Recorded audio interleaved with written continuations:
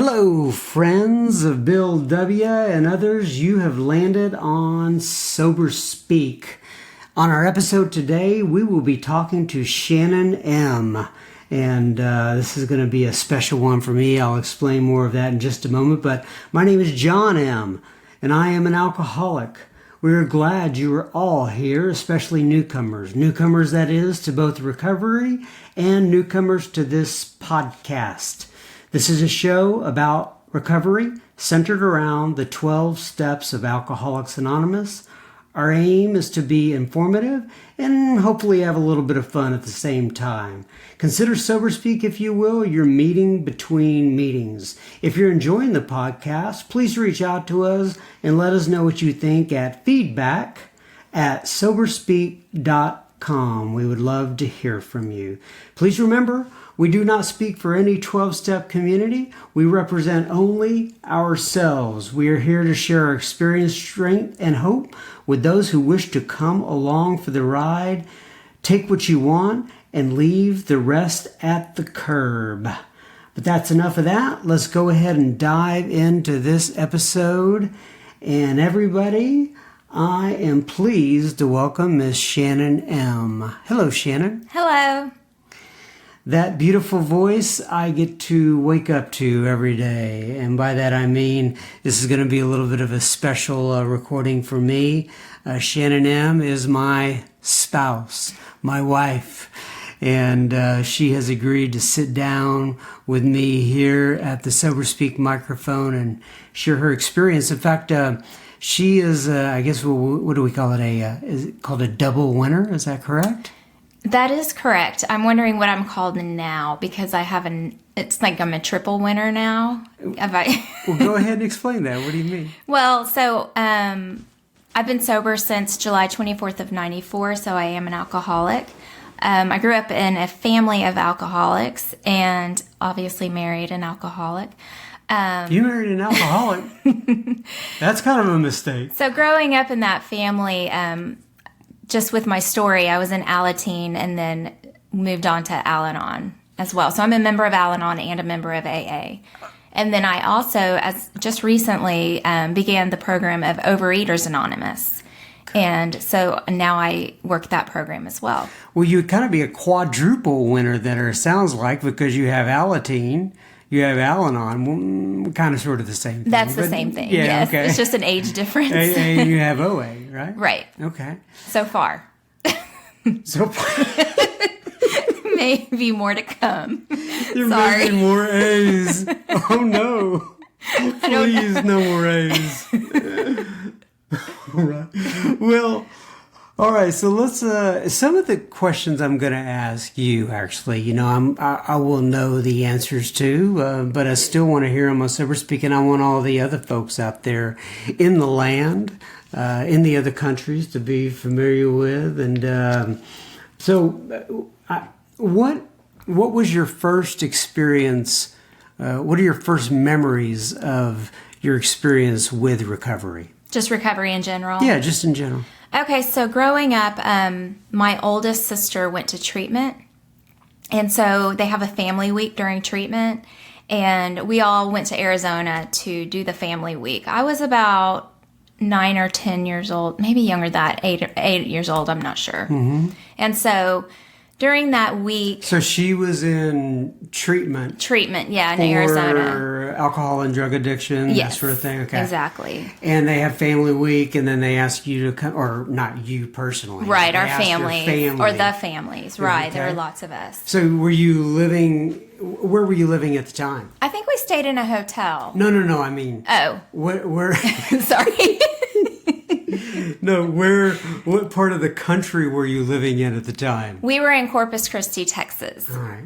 So you're in Corpus, and everybody makes the trek from, when I say everybody, how many people went out there? So I'm the youngest of 3 girls. I have my middle sister and then my mom and my dad. And just to note, my oldest sister that was in treatment, she's 8.5 years older than me. So that's a big difference. I was very young and she was pretty much grown up when this was going on. Gotcha. So you're kind of going, what? I mean, it's hard when you're 8 or 9 to fully comprehend exactly what's going on. Yes, I had no idea what was going on at all. I was just going along. I mean, you know, Did you think, hey, I have this no is a choice. fun trip? Right. It's not like I could stay home. You're right. So I'm going to take this one. I'm going to stay home for this ride. yeah. All right. So you all get out there. So there's you and your sister and your parents, I'm assuming. Both were going out there? Both right? parents, yes. And So 4 of you are going out there to see the sister who's in treatment. right. And just to note, my other sister, we're just a year and a half apart. So we're very close in age. So our oldest sister was definitely kind of a separate sibling, I guess. You know, she was always grown up, so to speak, when we were little. So a lot of stuff that she was doing, we didn't understand. Okay. So this is your first exposure to recovery. You go out there to Arizona, and what do you remember from that trip? Confusion. I remember being very just confused about what was going on. I remember hearing things that we would have real big meetings, and the kids were in there. And so we would hear all kinds of, this is not like your regular AA meeting. This is like people are really getting deep into what's wrong with them and their backgrounds and abuse. And so that was my first. So you're 9 years old and you're hearing all Maybe, this? yeah, 8, 9. I didn't understand it, but I just got the feeling that I'm not sure I like recovery. Right. You know, I wasn't real sure. Pretty intense for a kid. Very intense. It's intense for an adult. Yes, it was. And I ended up getting physically sick from it. What do you mean by that? I got a really bad sore throat and throat infection where I couldn't talk, which was very interesting. You know, that's just sort of, I think my body, I don't know. It was just a time where I just got really sick. Okay, so you got a throat infection. You couldn't talk. Right. And so let me tell you a little bit about what's going on with my parents, because it is interesting. My dad drank the whole time. While you were there at treatment. Right.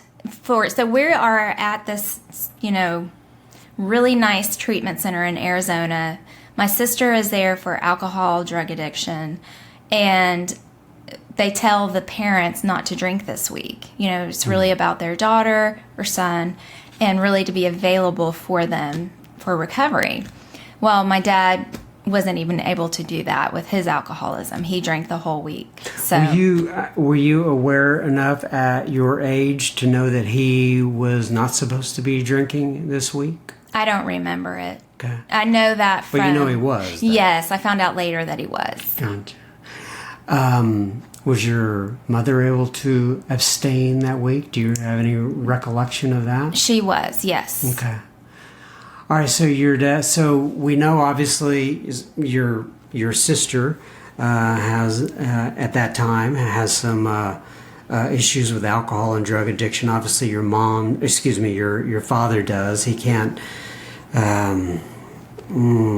curtail his activities during the week where he's supposed to be doing that. So right. so that's your first foray, if you will, into the world of recovery. Do you remember much after that between then and the years? I mean, what do you remember in the years going on forward from there before you got into recovery yourself? Okay, so pretty quickly, my sister ended up going back into treatment a second time, but this time they kept her in town, so she was in Corpus Christi in treatment. We still did a family week, but I was older. I kind of knew more of what was going on. What to expect. My parents believe we're separated by this time. And my mom ended up getting in recovery herself, so she's sober.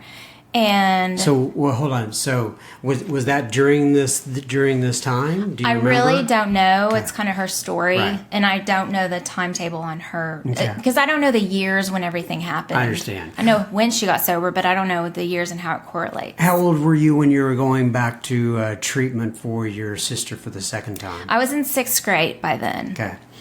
So, like you said, you were a little bit older. Yes. You knew the game, so to speak, or you knew what Family Week was all about. Did it seem shocking to you, or did you seem like old hat? Do you remember any revelations? I felt experienced. I was like the sixth grade little girl that I was like, oh, I know how to do all this.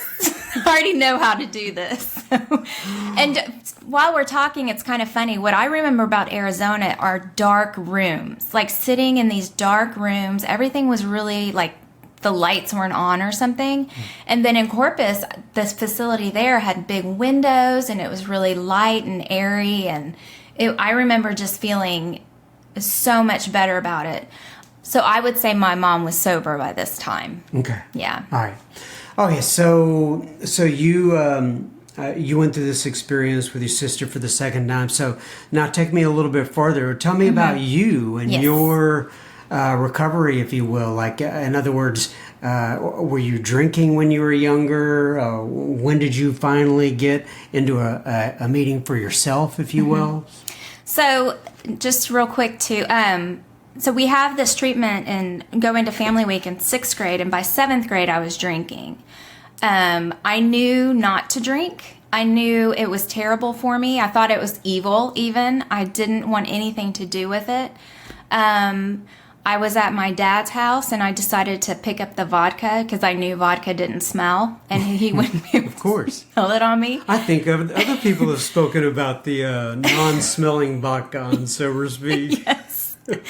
And so by then, obviously, I knew stuff about alcohol. So at 13 years old, I knew to drink vodka with orange juice. I knew how to make a mixed drink. I knew how to make a lot of different drinks. Because looking back, I was drinking beer at 5. Now, not drinking a whole beer, but we had Miller Lights around the house, and I would just go around and sip beer. I mean, we all did. We didn't see anything wrong with it. So I had it in my system. So when you had that vodka at your dad's house, did you remember? Did you just pick up a vodka bottle and chug from it? Did you pour it in a glass? No, Was it was very much a dainty process, if you can imagine. No, I got my orange juice and I got the cup, and I'm in the closet, by the way. By yourself? Yes. Okay, so you were out to experiment by yourself. Yes. Well, most people are it's like a peer pressure thing at that particular age. No. But you were you were a trailblazer. Yeah. You just wanted to go out on the edge by yourself. In 7th grade. Yep. To see what it was. So were you drawn to the idea of, I wonder what this will be like? Yes. I wanted to know what the big deal was. Like, why, I really don't remember, but I do think, thinking this will make me feel better. Gotcha. That was my thought, and it did. It worked immediately. I drank the whole cup of orange juice and vodka, and I made several of them. And I don't remember really getting drunk, but I remember just feeling relaxed. It was just my mind finally was quiet, and that was it. Well, this is a warning to all parents out there. Don't leave your kids unsupervised during the day with bottles of liquor in the house. I was at my dad's house when this happened. I never drank at my mom's house. It was always at my dad's house. Yeah. So that's... So was that because you knew you wouldn't get caught? Yeah, he didn't care. Gotcha. Yeah, he didn't care at all. So that's 7th grade. I ended up taking alcohol to school. I got suspended for a couple of days.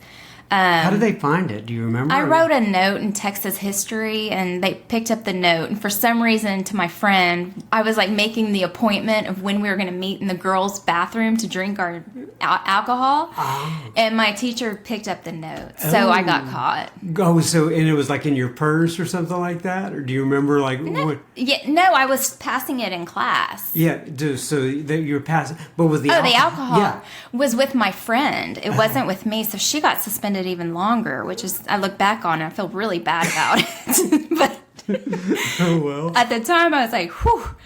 I was old again. Yeah, and just to let the world know, I do not look like someone that would be bringing alcohol to school. I came from a, how do I say, just a nice home.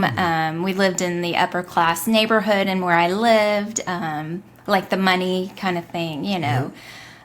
We have a tendency to blend in very well. Yes, Alcoholics I do, did. as a whole. Right, but you don't think of that typical, even the kid that may be living on the street. That was not me at all. And I was very affected by alcohol. So that went on, you know, just experimenting with different things in junior high. Now, by the time I got to high school, I kind of figured out I may have a problem. And so I tried to stop drinking. So you actually had an inkling when you got to high school, which is much. So you're way ahead of the curve with everything. I'm very advanced. Yes. Yes. You're a quick study. So by this time I was having blackouts. I was waking up where I didn't know where I was. Usually the golf course, which was by my house, tennis courts and that kind of thing. You know, it was just, I was so young, but at the time I didn't feel that young. But I was putting myself in very dangerous situations. And somewhere in my head, I knew that. So in high school, I tried to quit drinking several times. And then I thought, okay, when I get to college, it'll be a different place. I'm not going to be around any of these friends that I have. I'm going to stop drinking. I'm just going to become a whole different person. Once again, you're ahead of the curve. Most people go to college to learn how to drink. Right. You're thinking, I'm going to go to college To stop. to stop, but it didn't turn out that way, I'm assuming? No. I mean, yeah, when I say I drank in middle school or junior high, I drank. I'm not talking like, you know, I had a screwdriver here and there. I drank. I would take my dad's bottles and I would drink half the bottle. I mean, and he had huge bottles of liquor everywhere. So, you know, it was affecting me. I mean, I knew something was wrong. Did he ever say, hey, I wonder where that liquor's going? Did that ever come up? I wouldn't either wasn't aware or didn't care, one of the two. I'm sure he wasn't aware of it. He probably thought he drank it. I mean, you know. So, yes, I went to college trying to stop drinking and just get away from everything. So I went as far as I could within the state of Texas. It ended up I was not able to stop drinking. I got myself into more situations at college than I did even at home. And it ended up being a really bad situation, and my health was very scary. So what happened was, like, my last time I drank, I remember drinking once, like the first sip, and that's all I remember. And I woke up at a guy's apartment, and there was a party, and I was hallucinating, and I didn't know what was going on. I had no idea how I got there, and it scared me so bad that I was like, "This is it. I can't do this anymore." And I knew that was it. Were you a freshman, sophomore? What were you at this point? Do you remember? I believe I was a sophomore, late, and, you know, it would have been in July between my sophomore and junior year. Okay, so you'd had a good couple years to learn how to drink like a lady. Just kidding. You had a good couple years to learn how to drink properly. Right. And so, okay, so now we're into July between your... because I happen to know, what is your sobriety date again? July 24th of 94. Were you and tell the folks where you were in school? Oh, where I went to school? Yeah, where you went to I went to school at Texas Tech University in Lubbock, Texas. So were you in Lubbock at the time, or were you back home for this? So you stayed there for the summer? I was there in the summer. Mm-hmm. Gotcha. And so... just back up a little bit. I had several friends along the way, like, tell me I need to stop drinking. Like, Shannon, something's wrong with you. And so that too helped me understand, you know, there might be something wrong. Right. So by the time... And you were in a sorority there, right? Right, and those girls were telling me. And then they knew about what happened this one night, and they said, really, you've got to stop. And I was like, I can't. I don't know what to do. You mean even sorority girls become alcoholics? Yes, and they do. But my friends were so sweet, and they said, there's a place on campus you can go. There's a whole center over here for recovering alcoholics. And I had no idea. And sure enough, Texas Tech is one of the first universities to have a whole recovery program on campus where students can go to AA meetings, hang out, have coffee, it was a community on campus, a safe place for us to go that needed that. Very nice. I didn't know that. So, so I wondered, do you have any idea if that place is still around today? Oh yeah, it's definitely still there. It's a huge program. They've expanded all over Texas. They're trying to, I believe they started it at different schools around the country. It's a model for how to do this on campuses across the country. Very nice. So you got involved in that life then, right? Oh yes, I definitely did. Do you remember your first meeting? Or? Yes, I ended up staying sober by myself. That was July 4th night, and then on July 23rd, I went to a bar with my friends, and I thought, I'll be fine. And then I said, you know how we are. I was like, let me just try a sip of beer. Let me just see what it'll do. And so I took back to the vodka experiment again. I took a sip of my friend's beer, and it just was the nastiest thing I had ever tasted ever. It was the weirdest experience because I'd never had that before. And the very next day, that was at night, the very next day morning, I went to an AA meeting. And I've been sober since. I'm very lucky, but it was very obvious to me that I was really going to kill myself if I didn't stop. So, I'm interested in, we talked about you being in several different programs here. And, I don't even know if I've ever talked to you about this. And I see you a lot. And so you talked about being in AA, yes, in Al-Anon, and in OA. So is there some way you can, in a thumbnail sketch, kind of talk about the experience in all three and how they differ and what they've done for you? Okay, so Al-Anon, I've been around since the beginning of, the first recovery treatment center that my sister was in Arizona. Okay. We started Al-Anon right after that. When you say we started Al-Anon, my sister and I. Oh, your younger sister.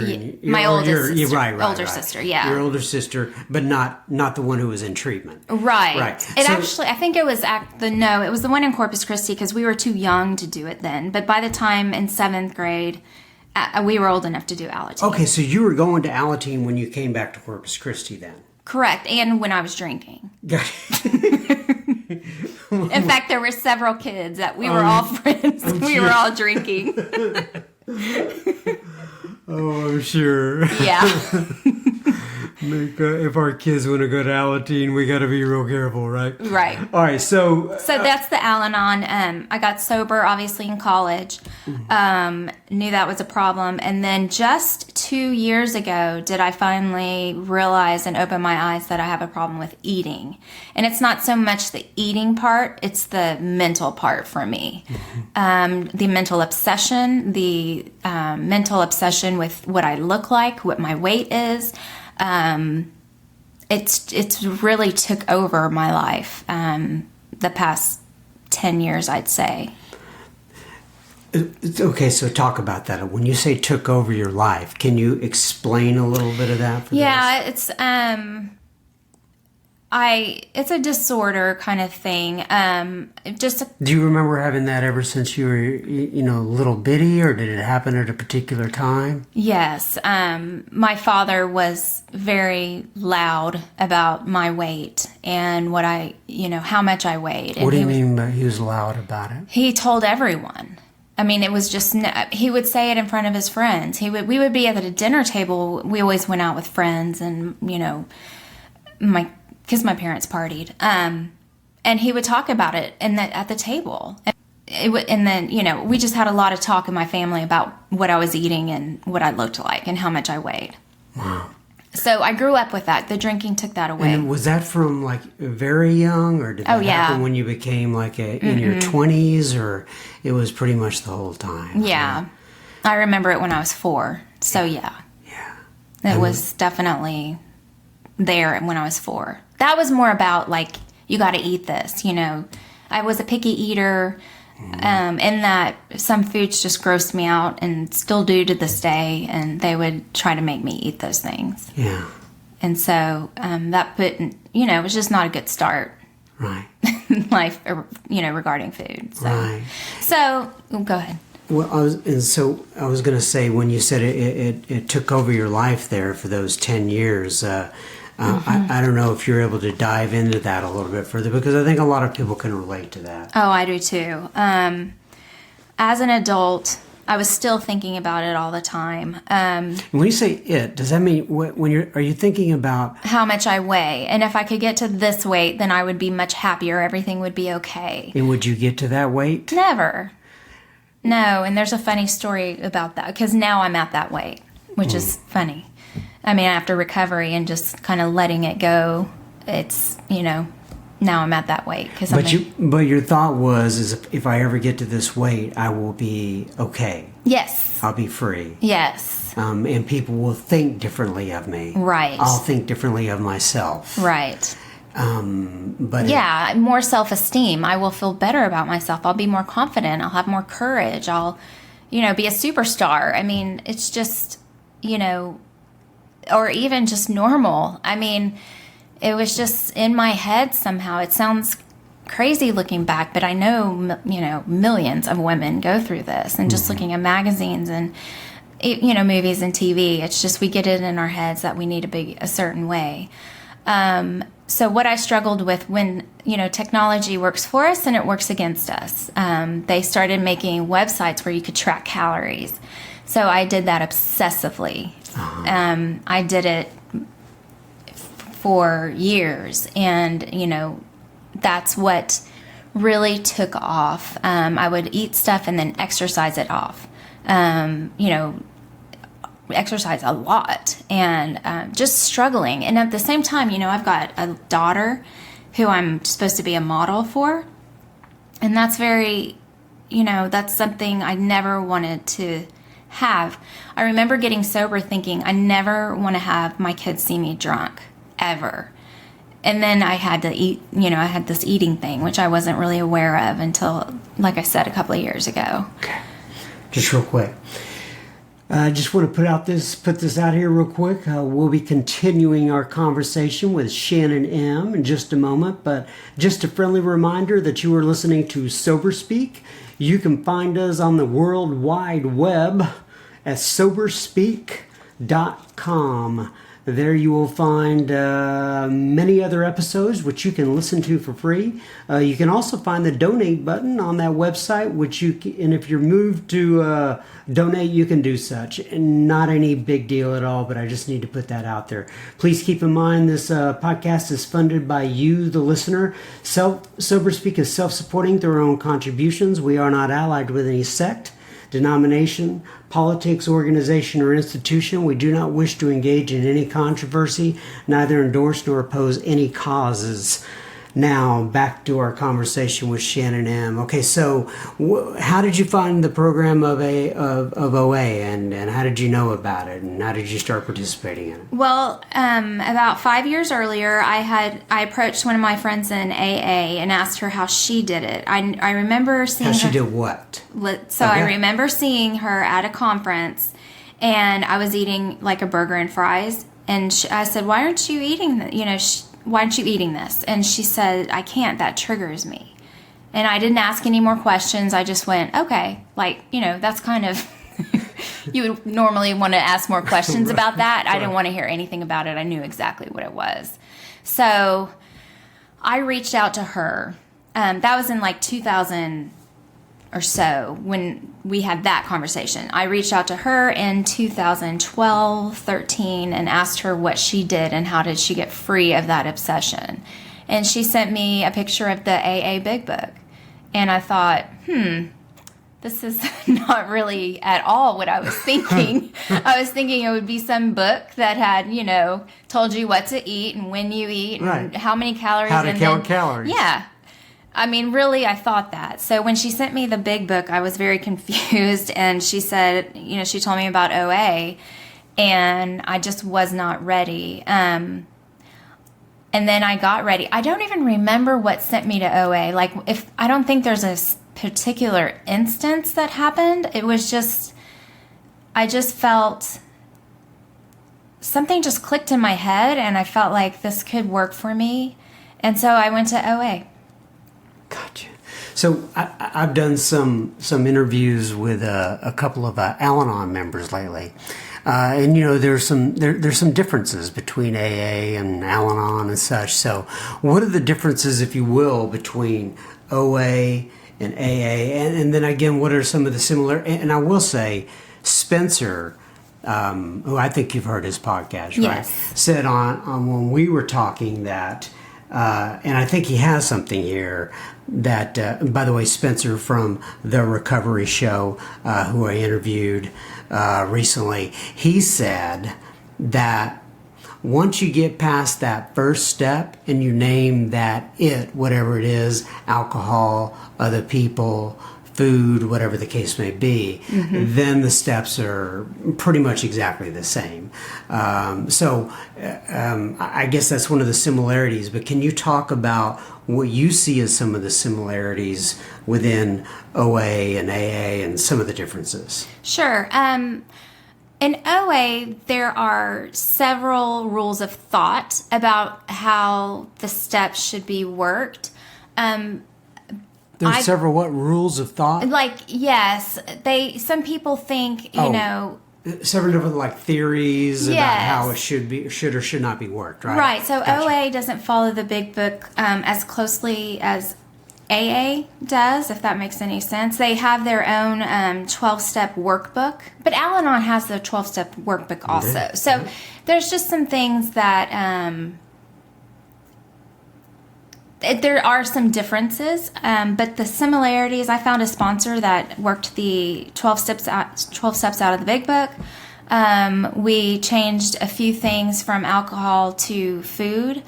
I've also been to OA meetings that they don't change it. They still say alcohol in the 12 steps, even though they're talking about food. It's just kind of a respect thing to AA.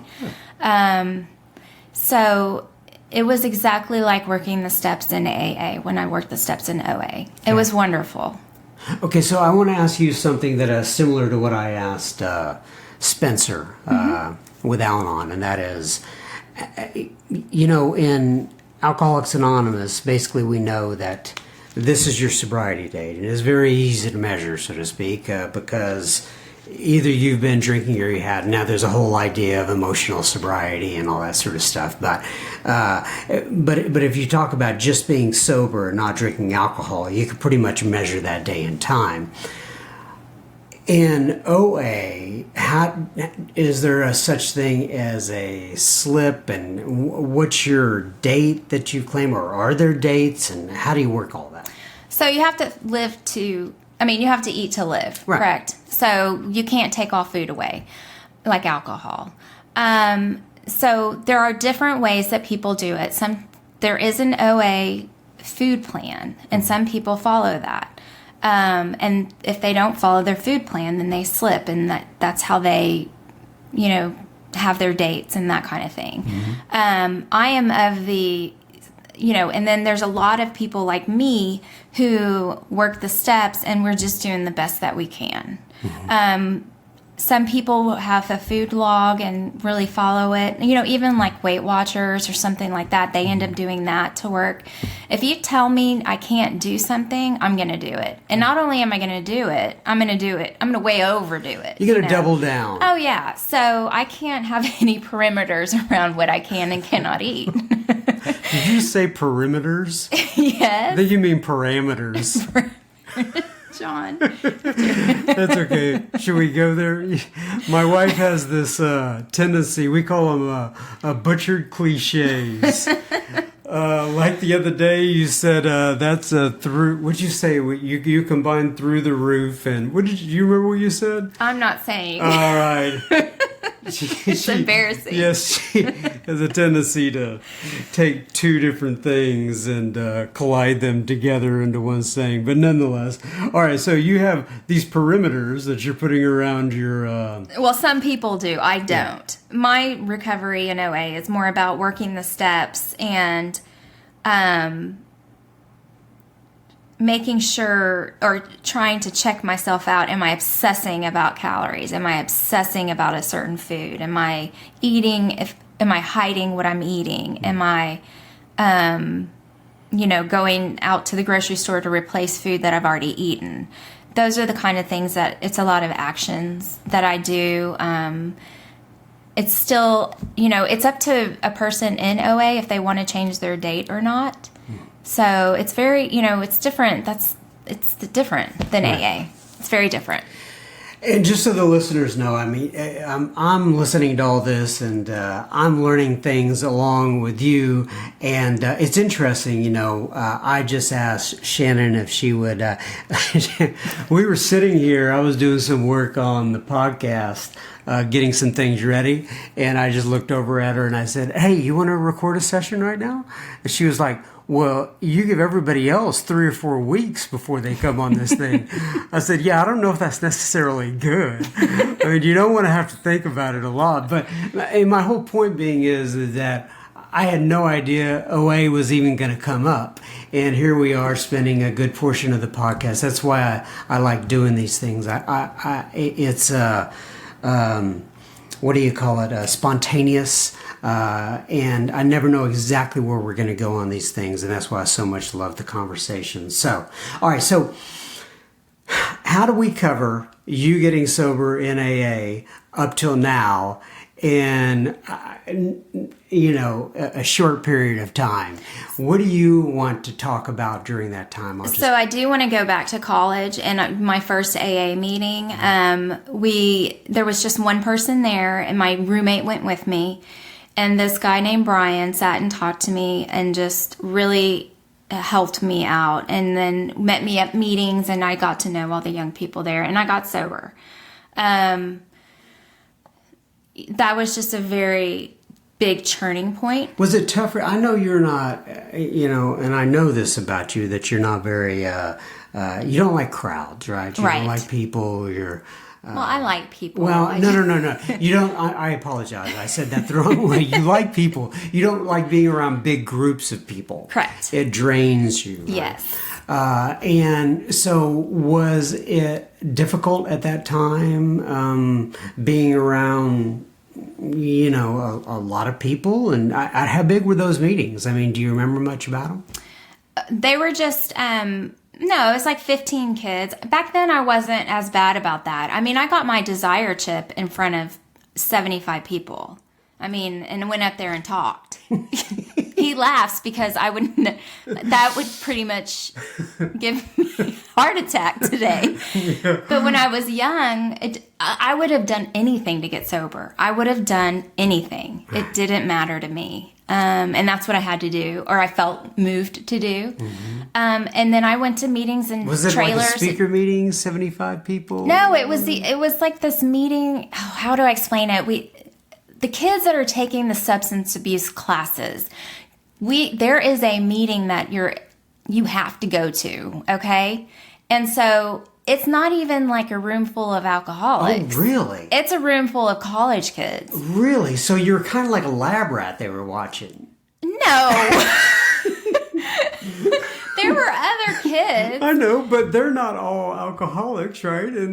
Well, there were lots of alcoholics. There were lots of them. Especially the ones that were in the meetings with me on campus. But I did go to other meetings off campus, especially this one church. There was, a trailer. Yeah. It was a bunch of older men. We always get stuck in the trailers. I know. It was smoking. Bunch of old men. I smoked, and everybody smoked. And that was the best experience I could have ever had. They taught me I don't want to say the real way to do AA, but kind of old school. Very old school. Right. And I've stuck with that, and that's what works for me. I did that in OA as well. I did the same kind of process, and my sponsor used that same process too, so it worked out. Mm-hmm. And so anyway, so I was in college and, got sober there, got my desire chips, all my monthly chips. I got up in front of that same crowd and got these 30 days, 60 days. And then finally I found a group off campus that there were two, one in the church and one in another location. And I ended up getting my chips at that location from then on. Once I kind of got really into AA and not school, Right. I finally clued in, I need just meetings. So from there, I got sober. Years went on. I was young and sober and dated and then met my husband. Who's that? You. All right, so, and I'm not necessarily asking you to speak about me, but I know, we, just our family in general, we have two beautiful kids. We've told them, we can break the cycle, so to speak. Yes. I always tell people, and I'll let you add whatever you want to add after this, but I tell people all the time that, you know what, we get moody around here. We get cranky. We make a lot of mistakes. We're not perfect parents, nor do we have perfect kids. And I know our kids are going to grow up with their own problems, but I don't want them to have my problems. But there's nothing weird going on. Right. There's nothing, they may think it's weird when I don't let them play as much electronics right. as they want to play, but, compared to a lot of what you and I had to experience as kids, That's, and I think that's the big story with us as a couple is that the odds were against us. Mm-hmm. You're 13 years older than me. Mm-hmm. We were... But I just to throw this out there, you read at a level that is 13 years older than yourself. Yes. So that pretty much puts us on the same plane. Yes, as you can tell about my drinking career. I'm quite advanced. So, I remember, in getting married, at our wedding, I saw John up there and it was home. I knew it. And I haven't looked back. Mm-hmm. We have two beautiful kids and been together 16 years. 16 years, yes. And, marriage can be tough, but we've both been sober this whole time. There's not been any sort of big addiction going on. I know I know I have my OA, but it wasn't disrupting the whole house. Correct. It was just something I needed to take care of with my brain. So it's just been amazing. And I'm grateful for that every day. Like I've said, a big reason I got sober is I did not want to do that to other people. I did not want to bring up people in the same house I had was brought up in. Mm-hmm. And I did some counseling and stuff, and one thing that she told me, which just blew me away, is she said, "You just broke the chain." And I was like, "What? What do you mean?" She's like, You're out of your family cycle now."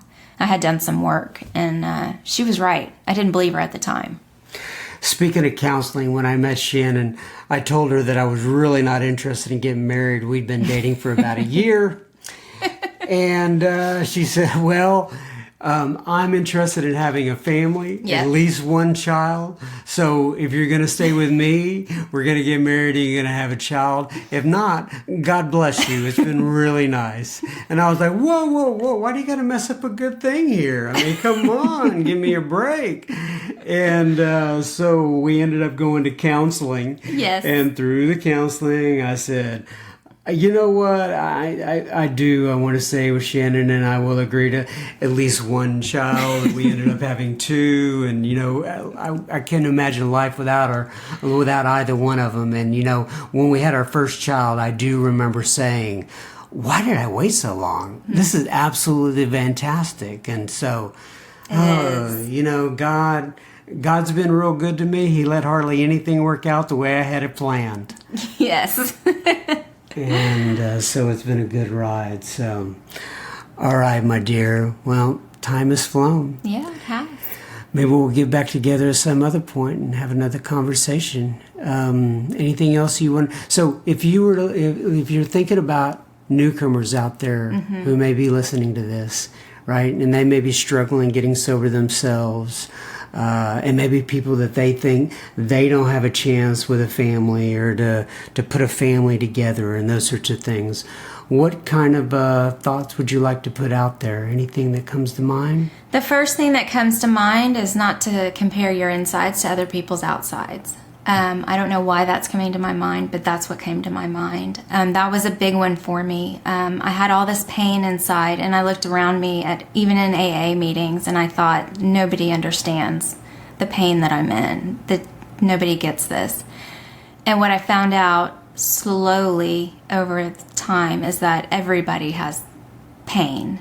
And no matter what we look like, no matter, our, money or jobs or, a kid or an adult or a teenager, I mean, we all have our pain and need each other. And it takes courage to reach out and ask for help, but it's worth it. Right.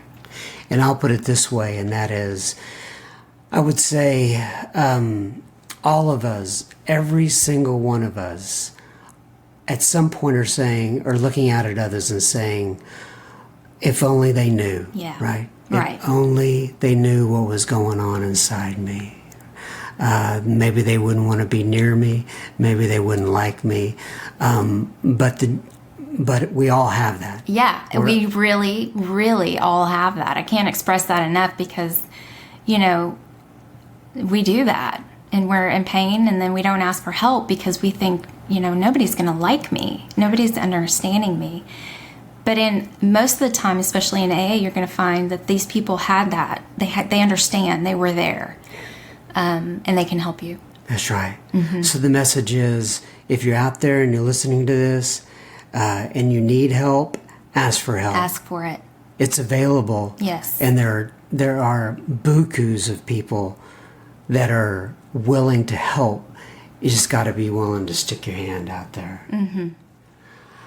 All right. Well, I hope you enjoyed that interview with Shannon M. I sure did. Once again, I want to thank you for listening in. We welcome all your thoughts and feedback. We'd love to hear from you. Please contact us at feedback@soberspeak.com. And I'm going to read from the Big Book, page 164, to close this out. And it says, abandon yourself to God as you understand God. Admit your faults to Him and to your fellows. Clear away the wreckage of your past. Give freely of what you find and join us. We shall be with you in the fellowship of the Spirit, and you will surely meet some of us as you trudge the road of happy destiny. May God bless you and keep you until then. Once again, thank you, Shannon, for joining the Sober Speak mic.